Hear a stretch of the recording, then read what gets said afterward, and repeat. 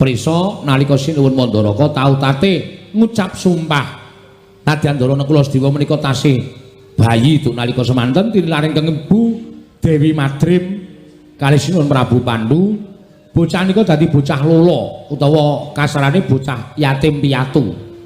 Iya Petruk. Nganti sepriki wis iso mukti ngawibawa niku merga dimuktahi karo kadang-kadange tuwa Ndara Puntadewa Ndara Werkudara Ndara Janaka. Truk, kowe tak jaluk gelem mbantu aku ya, Truk. Ewang-ewang ana aku. Kowe nyawango aku. Sapa sing arep tak percaya liyane para Panakawan? Madheg ati kula. Nyawang Ndara Nakula Sedewa niku pasuryane abing nika.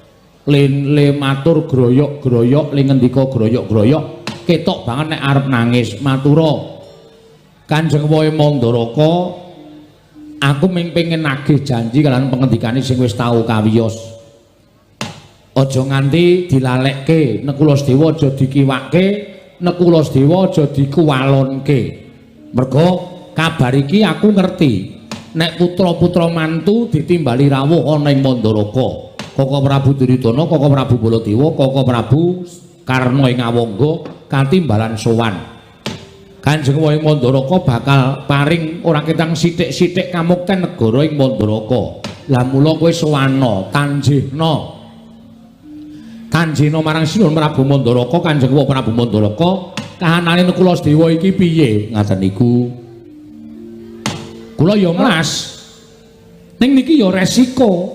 Mergo nek nganti mireng Ndara Werkudara Ndara Janaka Ndara Puntadewa panjenengan prisa ta watake Ndara Werkudara watake Ndara Janaka mesti duka. Wah. Nakula ming mukti kok ngemis-ngemis kaya kakangne ora sembutuh. Mesti ngoten niku. Janaka nggih ngoten niku wong lho niku nderek Ndara Janaka suwe watake ngoten niku. Nakula Sedewa ming arep mukti kok dadak njaluk Kanjeng Wae Mandaraka. Apa kakang-kakangmu ra iso muktekke? Kowe tegese ngiyas karo kakang-kakangmu, ngilani dadane karo kakang-kakangmu. Ayo, yen kowe ora gelem manut karo wong tuwa, minggat to aku ora sudi nyawang rerupanmu sing kaya ngono. Niku Ndara Janaka pambegane kaya ngoten niku. Mula niki aja nganti kawiyos dening sinten kemawon. Kula matur sinamipun Prabu Saryapati ing Mandaraka, kula nyuwun keterangan. Nek pun pikantuk keterangan kula ajeng wangsul Ndara Nakula